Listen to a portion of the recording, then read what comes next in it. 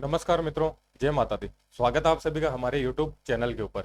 आज हम बात करने वाले हैं कि शनि की जो साढ़े साती है उसका जो दूसरा चरण है। 28 अप्रैल को शनिदेव है अपनी राशि परिवर्तन करने जा रहे हैं।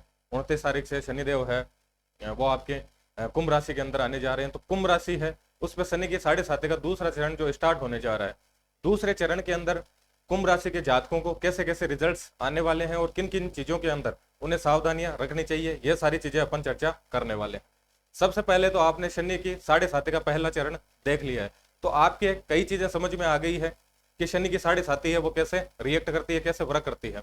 शनि की साढ़े साती जब भी किसी इंसान के स्टार्ट हो जाती है तो इंसान है अपने कंफर्ट जोन से बाहर आ जाता है। इंसान कई ऐसी चीजें देखता है जो वो देखना नहीं चाहता, या फिर कई ऐसी उसे एक्टिविटी करनी पड़ती है जिसे वो करना नहीं चाहता।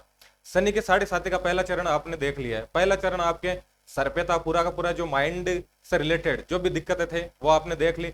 आपके कर्ज से रिलेटेड समस्या हुई होगी, या फिर आपके मेंटली डिप्रेशन की स्थिति रही होगी, या फिर आपकी नींद है वो गड़बड़ हो गई होगी, या आपके खर्चे है वो बहुत ज्यादा हुए होंगे। ये आपके पहले चरण में आपने देखा था कि अपने मेंटली है वो डिस्टर्ब चल रहे हैं, अपने खर्चे बहुत ज्यादा हो गए हैं, हॉस्पिटलाइजेशन की स्थिति आपने रही है, या फिर कर्ज की स्थिति अपने साथ में हो गई थी।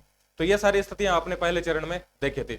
अब आपको यह समझना है कि दूसरे चरण है उसके अंदर क्या क्या रिजल्ट आपको आने वाले हैं और क्या क्या चीजें आपको सावधानी रखनी है, क्या क्या आपको उपाय करने हैं। दूसरे चरण के अंदर शनिदेव है आपके चंद्रमा है उसके ऊपर से ट्रांजिट करेंगे, और चंद्रमा के ऊपर से जब भी शनि ट्रांजिट करते हैं तो अगर पॉजिटिव देखें अपन तो चंद्रमा मन का कारक है और शनि है वो आपके कर्म के कारक है। चंद्रमा से रिलेटेड जो भी चीजें हैं, चंद्रमा मन का कारक है, मतलब मन से रिलेटेड जो भी चीजें हैं, मन से रिलेटेड अगर कोई भी एक्टिविटी है, चाहे ज्योतिष हो या फिर चाहे किसी भी तरह का मेडिटेशन हो, या फिर जैसे कोई किसी भी तरह की हीलिंग वगैरह हो, रेकी हो, किसी भी तरह की अगर मेंटलिटी से जुड़ी हुई कोई भी एक्टिविटी है तो वो सारे इस प्रोफेशन के अंदर अच्छा करने वाले हैं अगले 2.5 साल तक।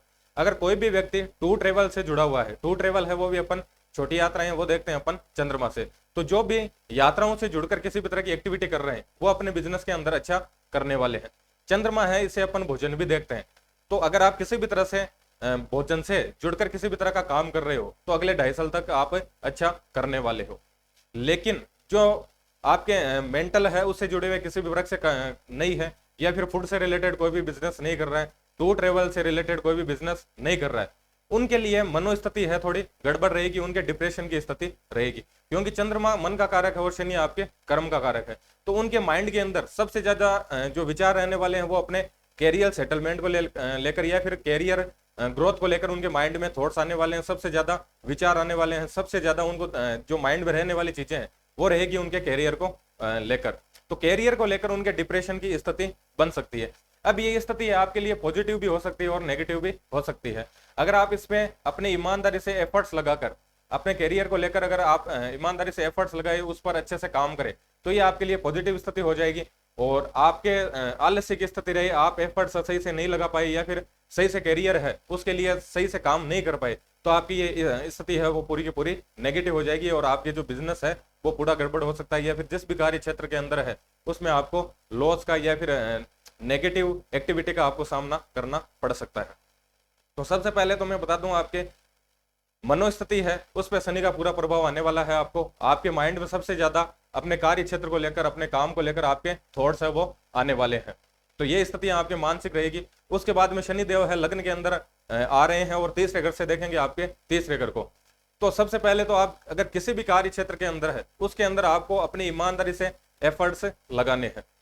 उसके बाद में सातवीं दृष्टि से देखेंगे सातवें घर को, तो आपके पार्टनर से जो भी रिलेशन है आपको उन पर आपको विशेष रूप से ध्यान देना है, अपने पार्टनर के स्वास्थ्य का ध्यान रखना है, उनसे रिलेशन आपको अच्छे से बनाकर रखने हैं।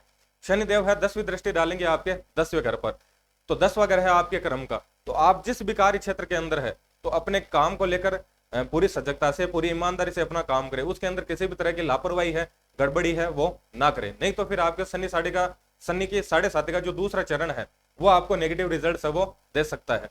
तो शनि साढ़े साती का जो दूसरा चरण है कुंभ राशि के जातक है उन पे जो स्टार्ट होने जा रहा है, उनको विशेष रूप से जिस भी कार्य क्षेत्र के अंदर है, जो भी वो काम कर रहे हैं उनके अंदर अपनी ईमानदारी से एफर्ट्स लगाएं। जिस भी कार्य क्षेत्र के अंदर है उसके अंदर अपनी ईमानदारी से काम करें, उसके अंदर किसी भी तरह की गड़बड़ी न करें, अपने पार्टनर है उनसे अच्छे रिलेशन रखें। अपने पार्टनर है उनके स्वास्थ्य का ध्यान रखिए। तो मुख्य रूप से तो यह तो आपको सावधानियां रखनी है। अगर फिर भी आपको साढ़े साथी है वो दिक्कत दे रही है दूसरे चरण के अंदर, तो जितने भी स्लो चीजें हैं, स्लो का मतलब है कि जितने भी विकलांग है या फिर जितने भी अंधे हैं, अगर ऐसे व्यक्ति आपके पास में है तो उनको आप किसी न किसी तरह का डोनेशन दें, उनकी जरूरत के हिसाब से किसी न किसी तरह की उनकी हेल्प करें। जितने भी मजदूर वर्ग है जितने भी, उनको आप किसी न किसी तरह का डोनेशन दे सकते हैं, उनकी जरूरत के हिसाब से आप उनकी हेल्प कर सकते हैं। तीसरा, हर महीने की आप 8 तारीख, 17 तारीख और आपके 26 तारीख, इन तारीखों का आप विशेष रूप से ध्यान रखिए। 8 तारीख को आप विशेष रूप से कोई भी एक्टिविटी कर रहे हैं तो ध्यान रखें, 17 तारीख है उस पर कोई भी एक्टिविटी कर रहे हैं तो उसका ध्यान रखें, 26 तारीख है उस पर कोई भी एक्टिविटी कर रहे हैं तो उसका ध्यान रखिए। क्योंकि ये जो तीनों डेट है इस पे जो अधिकार है वो है आपके शनिदेव का, तो इस दिन आप किसी न किसी तरह की नेगेटिव एक्टिविटी है वो कर सकते हो। तो आप इन 3 डेट है, इनका विशेष रूप से ध्यान रखना। आपको मजदूर वर्ग है उसकी आप किसी न किसी तरीके से हेल्प करते रहे। और जो भी स्लो है, स्लो का मतलब जो भी धीरे धीरे चलते हैं, जैसे अंधे हो गए, विकलांग हो गए, उनकी आप कुछ न कुछ डोनेशन देते रहे, उनकी किसी न किसी तरह की हेल्प करते रहे। और जो भी मजदूर वर्ग है, जैसे सब्जी वाले हैं, फ्रूट वाले हैं, रिक्शा वाले हैं, या फिर किसी भी तरह की कोई व्यक्ति मजदूरी कर रहा है, तो उनसे आप पैसे कम ना करवाए, 10-20 रुपए उनको एक्स्ट्रा दे, क्योंकि उन सब पे प्रतिनिधित्व है वो है आपके शनिदेव का। तो ये सारे चीजें आपको ध्यान में रखनी है। धन्यवाद।